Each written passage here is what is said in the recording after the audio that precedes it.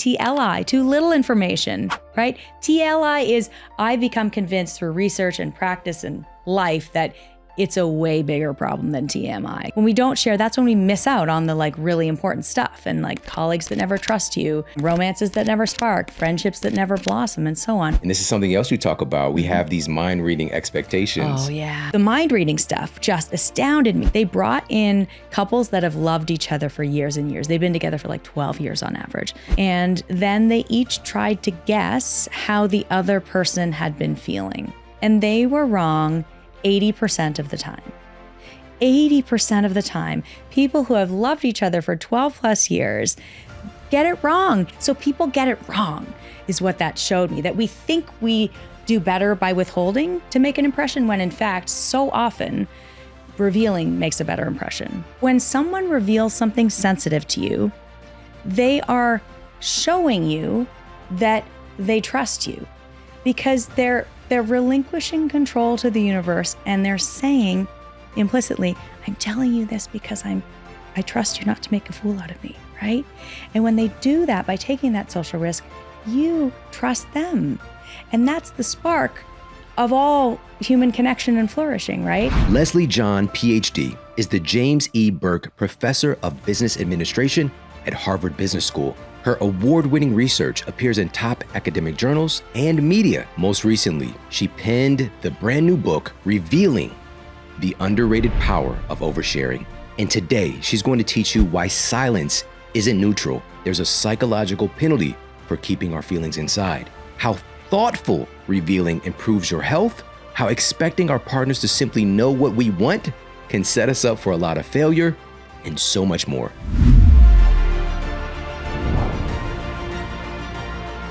So what happens when we keep stuff in, especially in our world today? We got a lot going on, a lot to process. Yeah. Is there a penalty? Is there like a psychological cost for keeping things in when we really need to express ourselves and let stuff go? Yes, absolutely there is. There's tons of research on this. Let me start by saying one of the studies that really, really rocked my world as a parent, because I have two small boys. And what they did in this study was they wanted to see whether holding it in, concealing your thoughts and feelings, whether it was related to your physiological stress response in your body. So what they did with these preschoolers, they're like 2-3 years old, they videotaped their faces as the children watched a scary movie. And now they also measured what's known as the galvanic skin response. So this is, of course, a measure of how sweaty your fingertips and hands are, right? So it's physiological stress. When we can't really hide that. When we're actually physiologically stressed, we get these sweaty palms. And what they found was that the children who let it out, who were more expressive, who showed what they were feeling when they were watching this scary movie, they were less stressed. Their galvanic skin response was lower. It was less reactive, suggesting that opening up is positively related to comfort or to like lack of stress in a way, right? Yeah. Put differently, the children that held it in, they were more stressed physiologically. Now, the kicker for me as a boy mom, they tracked the children. So there wasn't a gender difference at this point. Boys, girls were equally expressive. Yeah. But just a couple years later, when the children were ready for kindergarten, they did it again. And this time there was a gender difference. And you can maybe imagine what the gender difference is, right? Yeah. The boys were holding it in. And like my son, he's literally about to go to kindergarten right now. And I just, that's heartbreaking to think that in that amount of time, they've learned culturally that they should hold it in, and it's clearly not good for them. So that's a huge piece of work that really reminded me or told me like, 5-alarm fire here. We need to do something about this. Then I did a lot of my own studies where I looked at the penalty that people have for hiding, the interpersonal penalty. So there's like a wellness penalty, and then there's also like a social penalty for hiding. Ooh, I want to hear more about this. So before you get to that, this is so important because somebody just said this about me, just a couple of days ago. They said you were stoic, right? And of course, and I do present that kind of energy. Yeah. And they also coupled that with, and they were sitting right here in this chair. Yeah. that I think they said puffball inside. Right. So like a softie. Yes. Yeah. Yes. And that's because, of course, being able to peel back the layers and to get to know me. But also this has just been work over the years to be more transparent, to share, to express myself. Because again, where I come from, especially the environment that I come from, inner city, poverty, it's just, this is just something you just don't do. You know, you have to be tough in order to survive. And so expressing my feelings wasn't even on the menu. For sure. And what that leads to is obviously a lot of dysfunction. Yeah.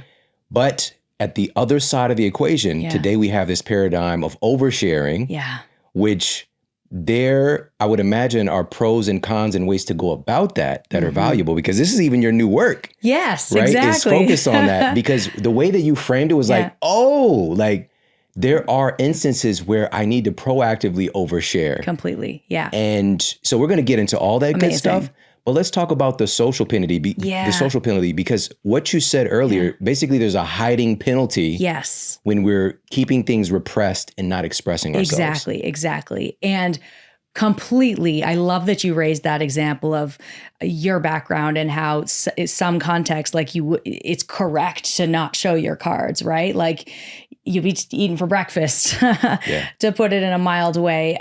So reading the room is like situational awareness is key to nailing this. That being said, yes, the hiding penalty. So we could do a little thought experiment for listeners. Listeners, imagine that you are choosing between two prospective dates. So there's two people that you're thinking about going on a date with. And as you make this decision, you talk to one of them and you say to them, I'm laughing because it's a bit of a bold question. You wouldn't start with this, but I'm cutting it to the chase. You say to them, have you ever had any STDs? I guess they're STIs now. And the person says, I have had so many STDs, I cannot even count all the STDs. It's some that haven't been discovered. So, okay, so that's ew. Yeah. The other person, you ask the same question and they say, I'm not telling you. Now, I know that neither of these is your number one choice, right? But because I'm a social scientist and this is what I specialize in, putting people into awkward choice situations and seeing what their choices illuminate about human behavior. So here, this kind of impossible choice, what would you choose? Most people choose kind of the devil they know. They choose the person who's like, yep, I've had all the STDs, relative to someone who very clearly is not engaging in your conversation or not engaging in the act of self-disclosure. And that really shocked me because for obvious reasons, like, really, you're telling me that you'd rather like date someone like this person just isn't saying anything. Like if they answered, maybe they wouldn't have had any, right? Like, why are you penalizing this person? We know this person is like 5-alarm fire. Don't do this. But it turns out, so we did more research and more scenarios and tried to understand it better. And what we found was that the thing that undergirds it all is trust. So when someone reveals something sensitive to you, they are showing you that they trust you because they're relinquishing control to the universe and they're saying implicitly, I'm telling you this because I trust you not to make a fool out of me, right? And when they do that by taking that social risk, you trust them. And that's the spark of all human connection and flourishing, right? And this is so important to our species. Really, you could make an evolutionary argument, even though I'm not an evolutionary psychologist, that this is so important. Social relationships, connectedness, we die without them, that we prefer someone who admits to pretty unsavory things relative to someone who abstains from this really important act of self-disclosure.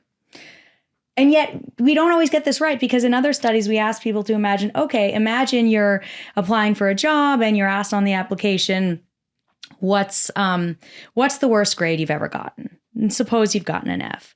Would it be better to say that you've gotten an F or would it be better to opt out of answering? Most people think the right strategy is to opt out of answering.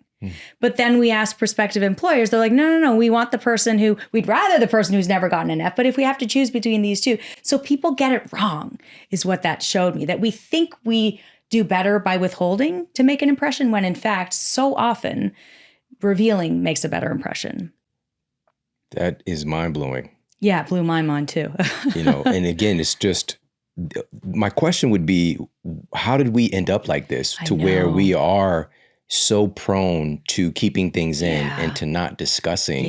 Like, and I think this is going to lead to a little bit of just the way that our culture is structured today. We're so, it's so pointed towards individuality. Yes. And also even the construct, like you mentioned earlier, we're not in a tribal construct anymore. We're just creating these kind of little isolated pockets of, and we don't have, a lot of people don't even have extended family who are in like very, very close proximity as well. Right. And so just that accessibility, I think, as well. And this is why we might point the finger at an awkwardness of somebody oversharing on social media, for example, to an audience who a lot of people, maybe they don't know. Right. It's just like, that's a strange behavior to do something like that, but maybe it's something innate within us to want to do that, but we don't have that proximity. Yeah.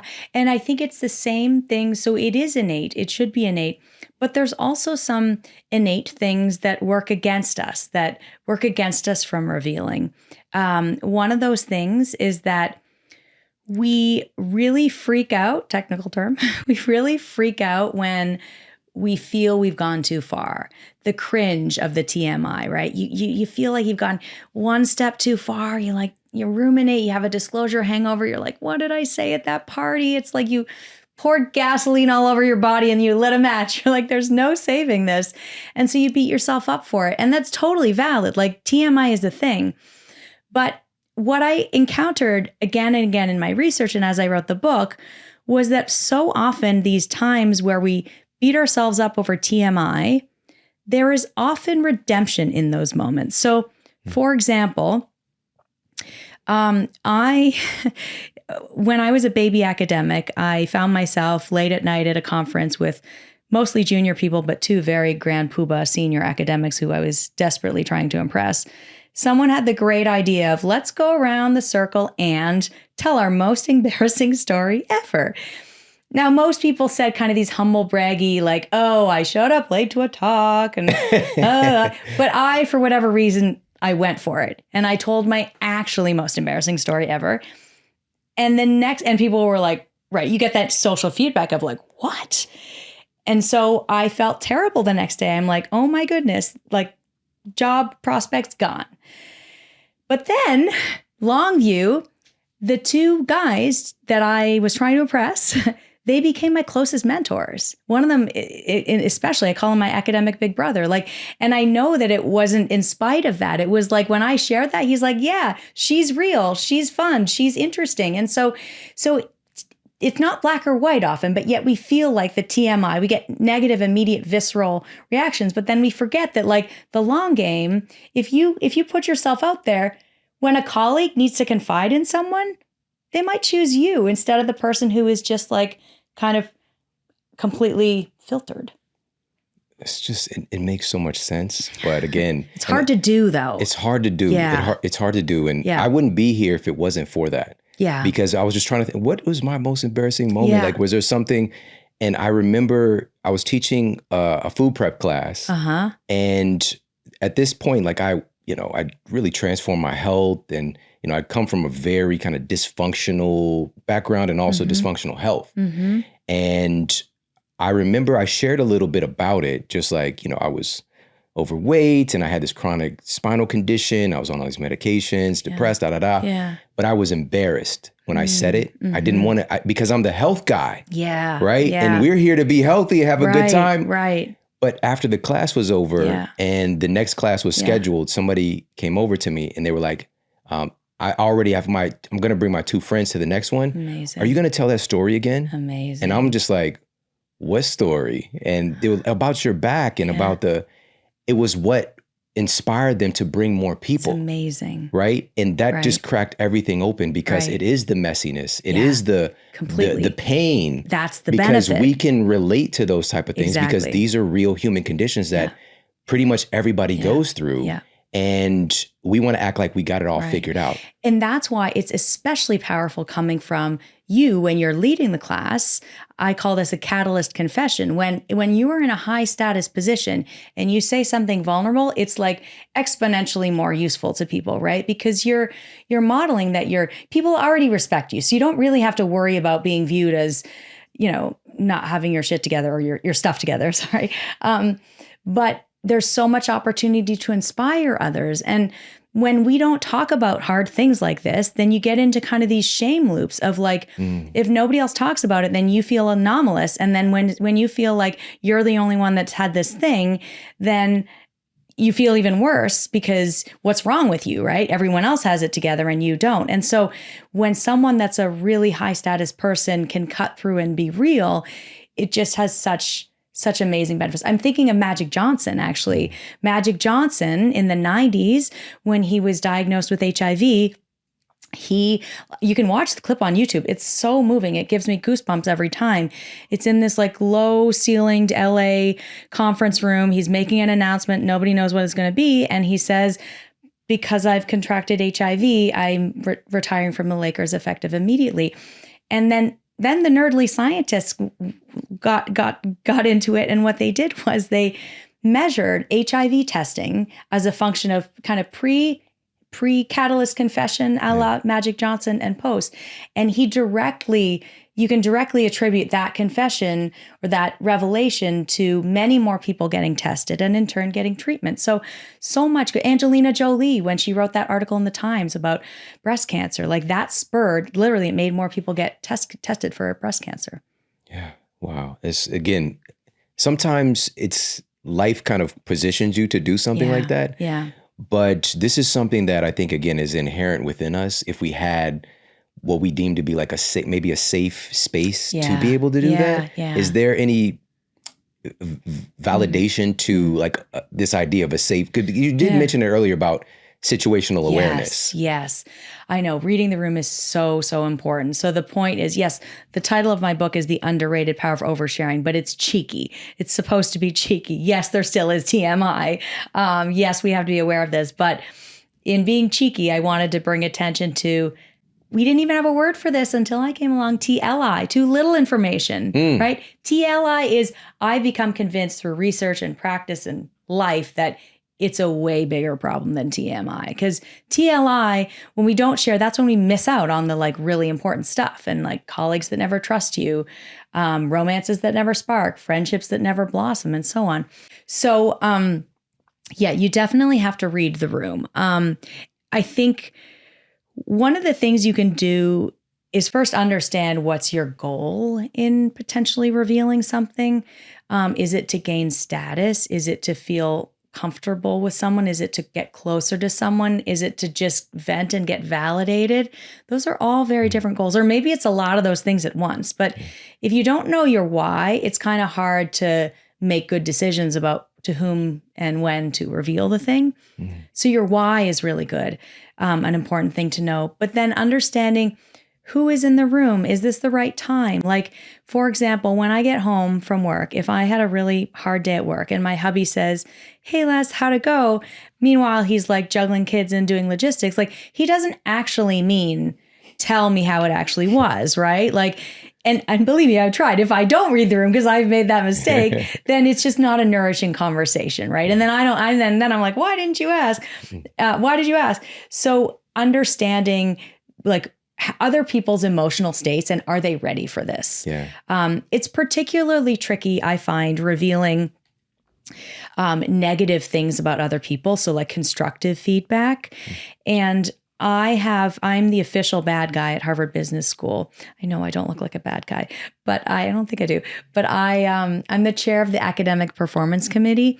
And so what that means is that when our MBA students, if they get enough bad grades, they have to petition, write long pieces to plead their case to stay as a student, as opposed to having to kind of unenroll for a bit. And my committee decides. And so I have a lot of hard conversations with the students on telling them, I'm sorry, but you can't come back. And I've drastically changed the way I reveal this to them. The way I had started doing it was I'd come to the meeting, which is a lot of people's intuition, prepared, like what they did wrong. And they ask you, what did I do wrong? I'm like, you did this, But that never went very well. So now what I do is I actually spend most of the time listening and they say, what did I do wrong? I'm like, what do you think do wrong? Just throw it back at them. And then you kind of excavate it from them. And when they tell you that act of them revealing to you, then they feel understood and heard, and they trust you. And then I can start actually helping them. So reading the room requires a lot of understanding of like, is this person ready? What's your why? And is this person ready? Is this the right person? And are they ready to receive what I have to say? I love these two examples with your husband, and then with this kind of, so bigger social example of that. It's so good, so powerful. Just the power of, again, asking questions and also knowing the situation, because what we tend to do, and this is something else you talk about, we have these mind reading expectations. Oh, yeah. You know, like when you're coming home and then your husband is like doing these things and you're just like, I want him to ask me, about this or whatever the case might be. Or I want him to say this. I'm sharing this thing because I want you to affirm me. Like you should know what I'm doing right now. Right. Talk about that. And isn't that so interesting in what you said? There's like so much that's missed because I don't say that. Like I wouldn't say, like that's what I want, but I don't say that thing and then I'm like, why don't you say that thing? Why don't we just say it? So this, needless to say, writing this book, I'd done, 20 years of research before the book, but then it wasn't until I wrote the book that I actually started applying all the things. And I'm like, holy cow, this like truly every single tool has changed my life, my marriage. So the mind reading stuff just astounded me. So there's this research on how what they did in this research, they brought in couples that have loved each other for years and years. They've been together for like 12 years on average. They brought them into the lab and they asked them to talk about a conflict that they had had recently.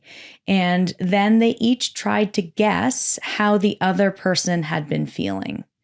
So they wrote down how their partners, what they were thinking and what they were feeling. And they were wrong 80% of the time. Whoa.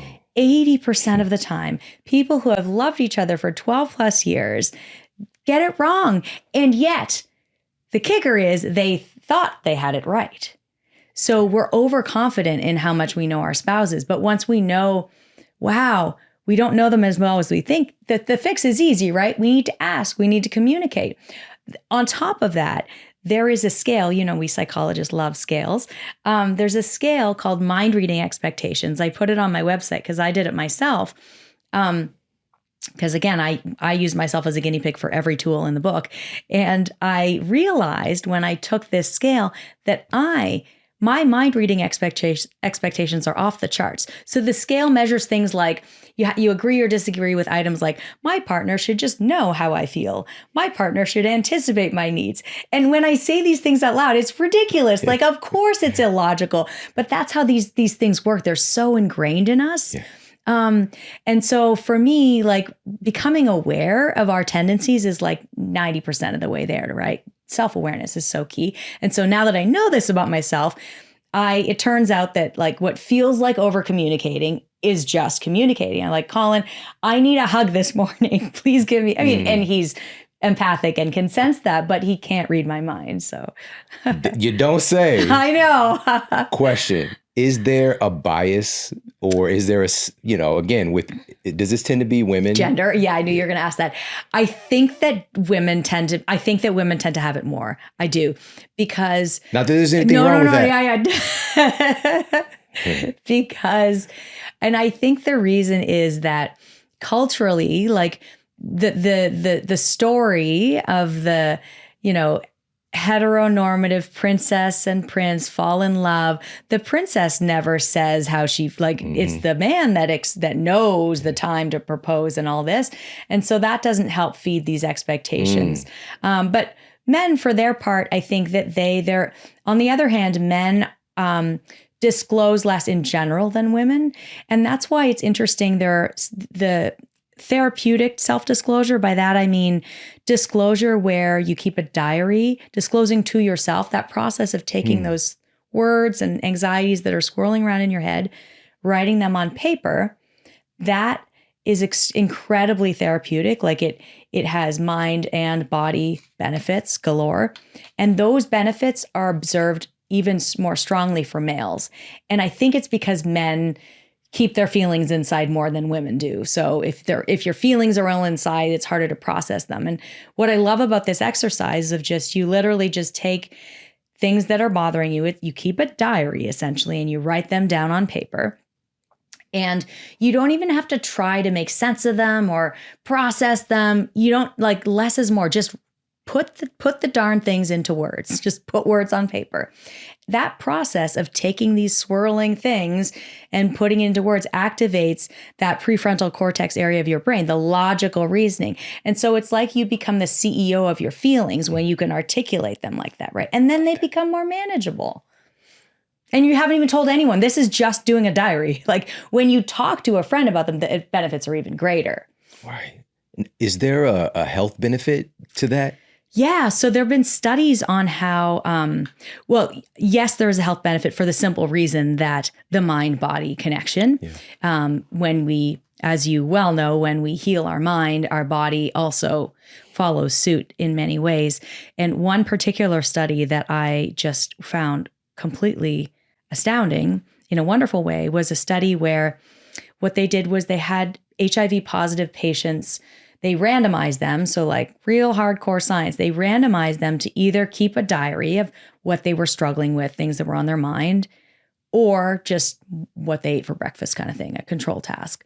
And then they measured their blood. They did blood draws after like weeks or so of doing this. And the people who had written about the things that bothered them, their blood was healthier, like their T cell counts. I'm not a physician, but like their blood was literally healthier. Yeah, their immune system. Yeah, their immunity. It was, and then there are meta-analyses indicating that, like, meta-analyses, studies of studies on this task, and that is a very clear benefit. Is there? It's a small benefit, right? Yeah. But like, amazing when you think of like the hardcore thing of like taking medication. This, like, writing them down can give you a very significant and robust benefit. Yeah. And this is amazing. Really, with healing, just being healthy, it's a stacking conditions. Yeah. Right. I love what that. if that's normalized so that this is just your state? Right. You're creating conditions to where your internal terrain is just healthier. What if we taught that in school with kids? What if we had them always have a diary, right? Like, what if we started young? It's interesting. We're never, I really do think that revealing is a skill. It's a skill that gets us so much. It gets us health. It gets us relationships. It gets us power, influence, so much of the good stuff in life. And yet we're never taught it. Yeah. Number one, we've got to learn how to do it. Yep. Right. And also we've got to learn how to receive it. Oh, yeah. Because, that's a whole other topic. I'm thinking about, and my wife knows as well. I've been with my wife for 22 years. Oh, congratulations. And so we're just, it's my bestie. But you would think, again, just even based on that, like the 80%, I know there were times when I was dead wrong. And same with her. Yeah. But just over time, and again, doing this work and, talking to some of the greatest minds in this space, I started to, and this was a couple years ago, like tell her explicitly, like, this is what I want. Yeah, I know. It's amazing. But she still reverted back to what she thinks that I would want. You know what I mean? And we've had these things where, like, I literally told you exactly what I needed. And, so again, it's just old habits die hard. That part. Yeah. And it was not easy. Because then I felt like I shouldn't have even said anything.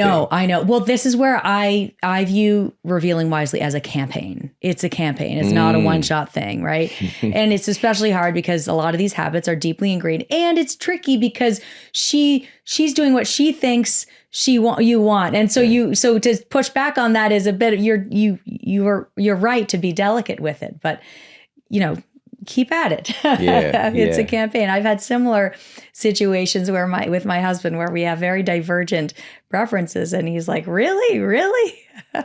Yes, that's what I want. But it's stacking conditions. And if we don't know this stuff or how to do it, we could see the result. I'm a very big results guy. Yeah. We could see the results and the dysfunction in how we're showing up in our relationships with others, our relationships with ourselves, how isolated we are, even with people, and feeling alone, you know? Yeah. So something is seriously awry right now in our society. I agree. We know that. Yeah. How do we fix it? It's like with anything, you've got to make it a study. You've got to learn how do you express yourself in a healthful way? Right. One of the most valuable things I've already gotten from you is knowing your why. Why am I sharing this with this person? right? Like, what is my intention? Instead of just kind of turning the faucet and letting the fire hose go off. Right. Or, completely withholding in a great situation where you can possibly have some type of healing or, whatever that why might be for you. Maybe it's just, again, to potentially vent or to, get some kind of affirmation, to get some kind of insight. Yeah. Whatever the case might be, you might be blocking yourself from it completely. Yeah. So, totally. And what I find is that once people often ask me, okay, so I'm thinking about disclosing this thing. How do I think about it? Like, should I say the thing or not? And number one, what's your purpose? But then after that, one thing that I often suggest, which I do myself, is take a couple of these decisions and think it through a little bit more. So for example, let's make it really concrete. Imagine that you're at work and you came up with this brilliant idea for a product and it came to fruition and great success. The whole team did it. But the core idea was your baby. You overhear a colleague of yours, the boss asked them whose idea was it, and they said group effort. And a part of you dies inside because you're like, but it really was me. And so the old you might have been like, well, I'm not going to say something because I don't want to be a jerk. I don't want them to think I'm petty. I don't want to ruin the relationship with my team that I love, right? And that's all valid. That's how whenever we think about whether to reveal something, to the extent it rises to our consciousness, which it often doesn't, that's a whole other issue. But when we're thinking about it, should I say something or not?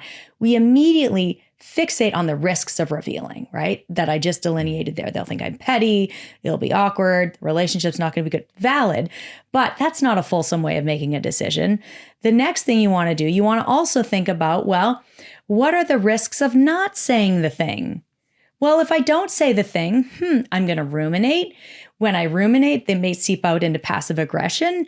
That may damage my relationship. So there are very real risks to revealing that we don't usually think about, but we need to think about them alongside the risks of not revealing, alongside the risks of revealing to make a fulsome choice.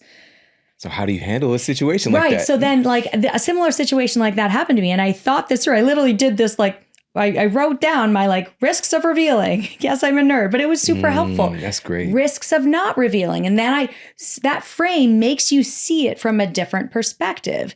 And then when I thought of the risks of revealing that, oh yeah, I'm going to be angry, I'm going to ruminate, I'm going to keep it inside. Then the bona fide benefits of revealing started to emerge. Like, wow, this is actually an opportunity for them to know who I am and that I value ideas. They're important to me. And if I could figure out the right way to say it, which of course, EQ, situational awareness, and the way there's so much we know on how to say hard things. So we know how to do this. So if we figure out the right way to do it, if I said it in the right way to the person, then maybe they would respect me more because I had the guts to speak up and they know that I care about ideas. And that's a wonderful thing. And when you feel like someone knows you for who you really are, like me, I think ideas are incredibly important. That makes me feel closer to you when I feel like you know my values. And that's great for relationships. Now, of course, there are risks as well to revealing, but we can't just fixate on all those. What I want people to do is to think, just don't do this for every decision, but maybe for a big one, or maybe for a trivial one where the stakes are lower. Think through the risks of revealing, also the risks of not revealing, the benefits of revealing and the benefits of not revealing. So there's kind of 4 things. Don't just fixate on the one, which is what we do 90+% of the time. Because when you do, you'll often make different decisions. This is so good. So valuable. You had a little Freudian slip there. You said EQ. Yes. And this is something I want to ask you about, actually. Yeah. So you said EQ versus IQ. So first of all, I want you to, if you could, for people who don't know, can you talk about EQ versus IQ, but in the context of relationships? Yeah. Because I've been talking about this a little bit with my family, my wife and just even, with my youngest son also, that we have this tendency in our society to think if somebody's good at one thing, that they're good at other things, right? So if somebody's really smart, it's not at all like that. Then, they must have great relationships. They must, be, a great athlete or whatever. We do that with great athletes, right? They're a great athlete. They must know how to have healthy relationships. They must know how to, be financially intelligent, whatever the case might be. Yeah. If somebody's smart at one thing, we tend to think that they're smart at everything. Right.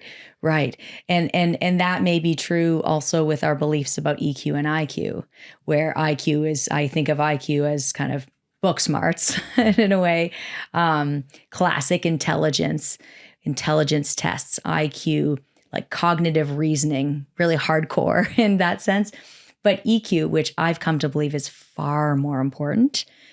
If I had to choose to have EQ or IQ, I'd 100% choose EQ, hands down. But IQ is wonderful too. So EQ is the ability to understand your own emotional world and that of others, and is incredibly important to be a functioning human in society. And revealing, when you learn how to reveal better, it increases your EQ. Why? Well, one thing I learned if we go back to the situation of like, mind reading, I expect my husband to know how I feel implicitly. Okay, so now that I know this about myself, I have to tell him how I feel.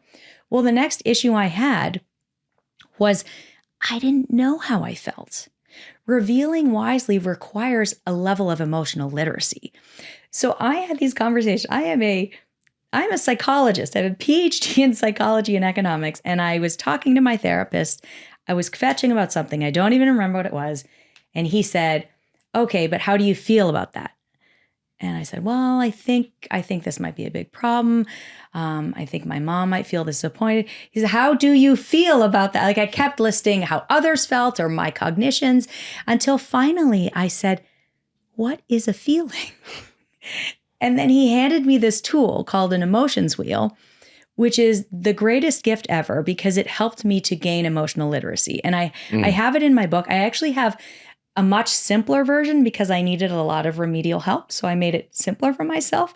But essentially, the way the emotional wheel the wheel of emotions works is if it helps you gain emotional literacy by helping you understand the different shades in gradations of emotions.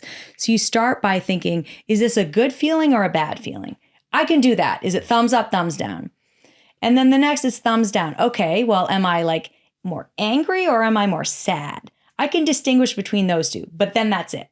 But if I say sad, it could be like, am I crestfallen and am I disappointed? Am I embarrassed? Like there's so many different versions of that. And so the tool really helps you gain emotional literacy. And that's required in order to reveal well. You need to know core how you actually feel. So for me, as I wrote the book, I realized, yes, there's these benefits to revealing, but doing it wisely required for me kind of an underhaul of my emotional literacy. Wow. I would think, again, we would have education around EQ. Exactly. Exactly. Yeah, it's so crazy. It's so crazy. One of the people. Meanwhile, we've got our kids' friends are in like math school and like coding and like, great. That's awesome. But like, what about like conversational skills? Yeah. And the stuff that's actually going to make you fulfilled in life and connection and all the things. Completely. That's what matters. Yeah. I mean, why be super smart at something and you're by yourself, 100%. But with that being said, Dr. Daniel Goleman, many years ago, when I started the Model Health Show, he's one of the people that I wanted to share with the rest of the world. And he really kind of helped to usher into popular culture the social brain, the awareness of the social brain. And we did, of course, this was probably maybe year 4 of the Model Health Show. We had the opportunity to have him on the show. But just that awareness that, we even have this EQ, because IQ is such a focus in success, in your ability, your value even. Yeah. And just to see how many people are radically successful who aren't necessarily the, so-called high IQ. Yeah. And to devalue how EQ can be so powerful. I know. The EQ individual could be the person who gets people together. Exactly. Right? And gets the ideas executed and gets things done. Exactly. And helping people to feel seen. Yeah. And the list goes on and on and on with all of these, quote, soft skills. Right. I hate that it's called soft skills, right? It's like demeaning of them. And interestingly, so at Harvard Business School, I teach MBAs, I teach executives. So there's like I teach like from like 22-year-old to like 65-year-old. And the MBAs, most of them are really, really wonderful. There are a few of them that, well, let me say it this way. in the MBA curriculum, I would say the soft skills, aggressive air quotes here, leadership. The leadership course is like a low status course. Finance is like the high status course that, if they were to choose which case to not read the night before, they would choose to let the leadership one go. But then when the same people come back for their alumni reunions or to brush up in executive education, what they all say is, I wish I had paid more attention in leadership class. Because that's what leaders need, EQ way more than IQ in my view. It would be fascinating if there was a study that actually showed that measured like EQ and IQ in leader performance. Do the study. Like that would be amazing. Yeah. I'll be involved as well. Yeah, let's do it. So good. Yeah. And this is the thing too. We've got a bit of there's like a blender. We're making a smoothie right now in our society. There's a lot of stuff just kind of getting whipped up. Totally. This is a huge opportunity. Yeah, big opportunity. A lot of, kind of strong structures of how things were supposed to be done. Those are kind of shaky and changing and evolving. Right. This is a great opportunity to implement new ideas like this. And we're seeing the change taking place in real time. And so this conversation even coming along at this time is super valuable, super important. Because we are so unaware of ourselves and we're being pulled to be so externally focused more than ever. Yes. This is something to triple down on right now is to, not just working out. Obviously, we were talking about this before the show, the value of that, but working in and cultivating these skills because we all have these capacities. There's volume to it, of course, where you might fall. Right. But I believe these are all things that we can also learn and develop and use with intention. And so I think one of the great things, and I want to ask you about this to help us to just get a little bit of direction on where we are foundationally, talk about being a revealer or a concealer. Okay. Yes. Let's That's great. So people often ask me, like, is there a revealing personality? And yes.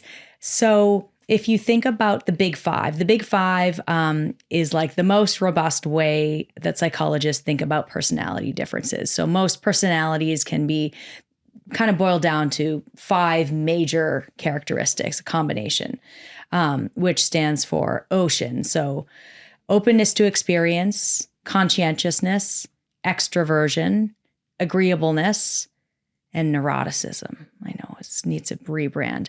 Neuroticism is like kind of emotional reactivity, negativity. And so when I ask people, maybe I'll ask you, there's one of these personality characteristics, openness to experience, conscientiousness, agreeableness, extroversion, neuroticism, that is strongly predictive of willingness to open up. Do you have a hunch? Or do you prefer not to guess? Conscientiousness. What's that? Conscientiousness. Interesting. Why do you say conscientiousness? That's a good guess. I just think it's a good inroads because of just being aware of the situation, the construct, the pieces. Yeah. How am I coming across? Yeah. What is this person's intention? Yeah. Just paying attention to the pieces. Yeah, I love that. And I think that conscientiousness, I wonder whether I bet it's related to self-awareness, conscientious. And there is tons of research on how conscientious people, we often overestimate like people's aptitude in deciding whether they will be good in a role. And we underestimate like just their conscientiousness of like how hardworking and do they do the thing. But I digress. In this case, when it comes to comfort opening up, and you're not alone, everyone gets it wrong. But actually, you didn't get it wrong in the way people usually got it wrong. The way people usually get it wrong, they guess extroversion. Mm-hmm. They think that people who talk a lot are revealy. But when you think about it, decibels does not equal depth. We love extroverts because they're gregarious, they talk a lot, but it's actually not related to how deep they go. Yeah. In fact, one of my very best friends is a hardcore extrovert, it's lovely. Like she calls me a conversational free rider because we're together and she'll do all the talking and I get to and I'm more introverted. So we work out well. But anyways, she's an extrovert, but she's not very revealy. So you can have, and I'm more of an introvert and I'm very revealy. So the trait, I won't leave you hanging anymore, is agreeableness. agreeableness is very strongly predictive of comfort opening up. And I was just as surprised as you were when I did this research. And then we learned more. And what we figured out was that the reason agreeableness is most strongly predictive of being revealy. I sound like Pee Wee Herman, revealy. Revealy. Love Pee Wee Herman. We just cut out as you need. we're a mess. So Tell them Large Marge sent you. Sorry.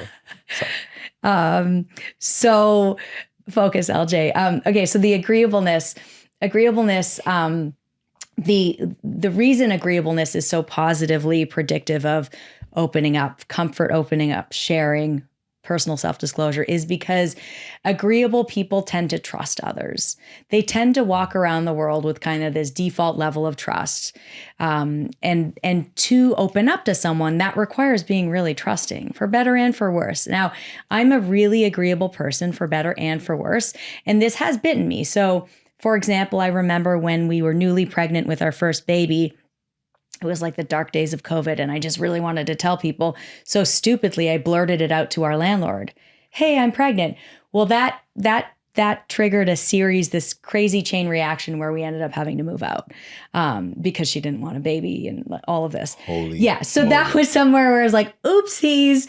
My husband, on the other hand, he's more reserved. And so he was very kind. And he's like, LJ, that was not the greatest decision, but he was supportive and kind. But that's an example of how being agreeable and my tendency to open up, it can bite you sometimes.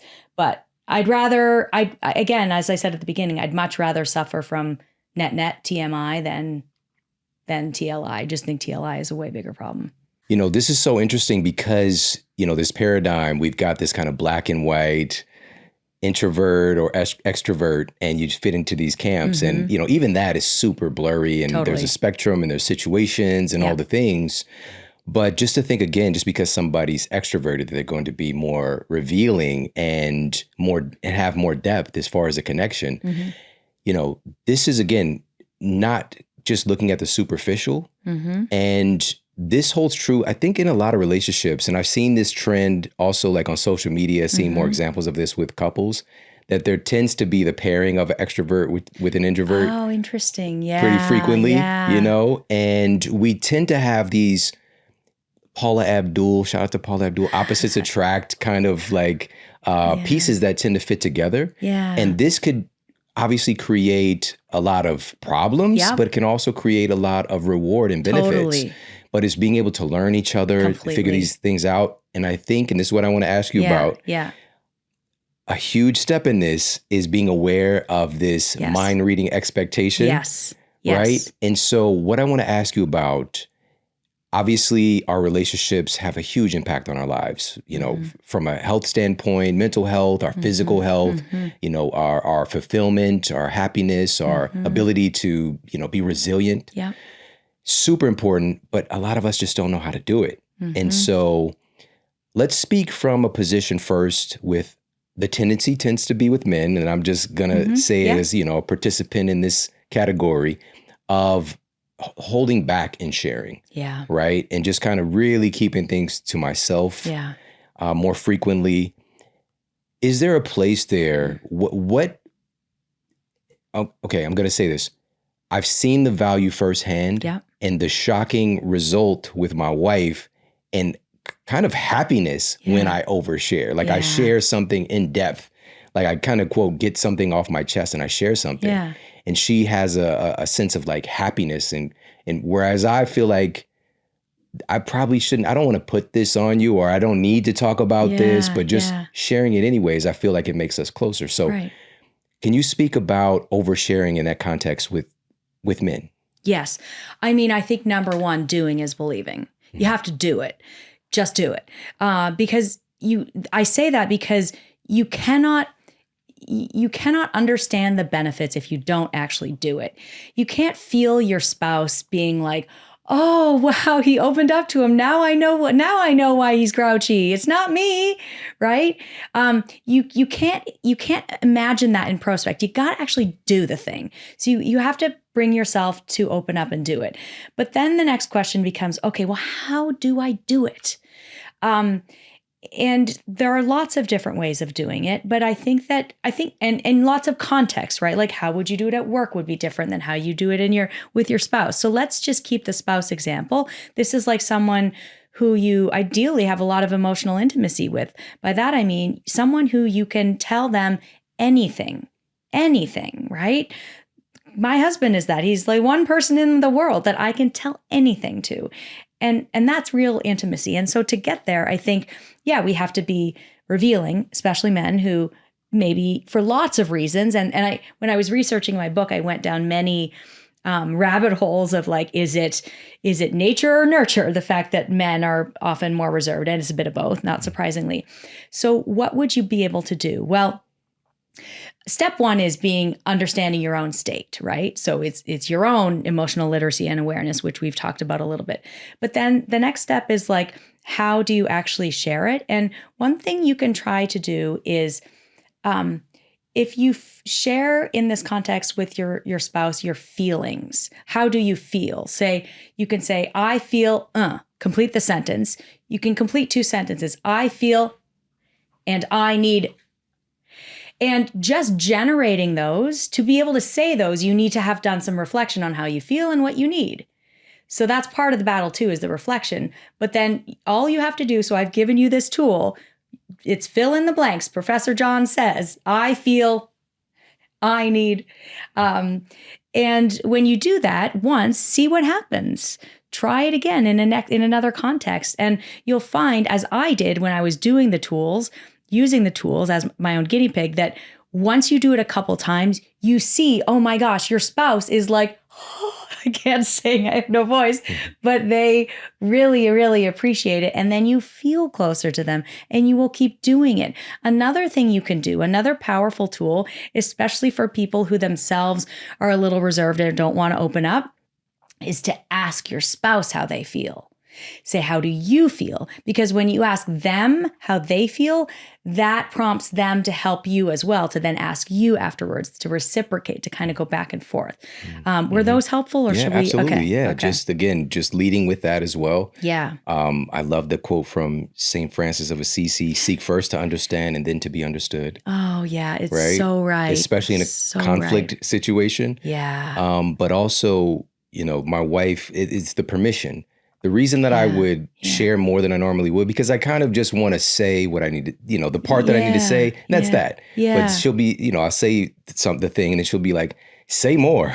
Oh, amazing. Right? You have because such we a have this supportive wife. paradigm in our culture. This is also due to her friends. They have a text thread, voice texting called the Yappy Hour. Oh. And so they, it's the language, great. but it's like say less, right? Yeah, like you say this thing, like you don't even need to say anymore, but it's the reverse. It's like say more. Yeah. Right. It's just like, okay, well, and I can go a little bit further with the thing. Yeah. So it's just like opening up the space for that to even happen. Right. And so, but now what about on the other side of the, the mind reading expectations? Yeah. Like you self-confessed, oh my God, I am fitting into this very, distinctly. Yeah. How do you handle maybe like turning down the volume on expecting somebody to read your mind? Yeah, exactly. So for me, it's been like one of these learnings that like, it's like a switch. Because now that I know this, I'm like, oh, okay, I have to tell him that I slept really crappily and I'm super exhausted. And when I don't sleep well, I can't regulate my emotions. So please don't ask me what the kids want in their snacks this lunch. Like, don't ask me I can't make decisions when I'm sleep deprived. So like I tell him. And so I know it seems so banal, right? But it's like crazy powerful. Another thing that I've been experimenting with more is thinking about like trying to appreciate the sheer number of opportunities to share more, because I think a big part of the problem is that it often doesn't even occur to us to share, especially when you think about gender differences or people who tend to be naturally reserved. Like, it's not like it's on their mind to even share.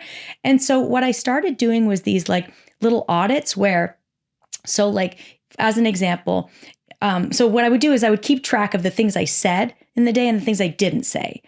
So for example, I wake up, I roll, I'm going to do it on hands. This is going to be said. This is going to be unsaid. I wake up, I roll over bed, say, good morning, Collie. I love you.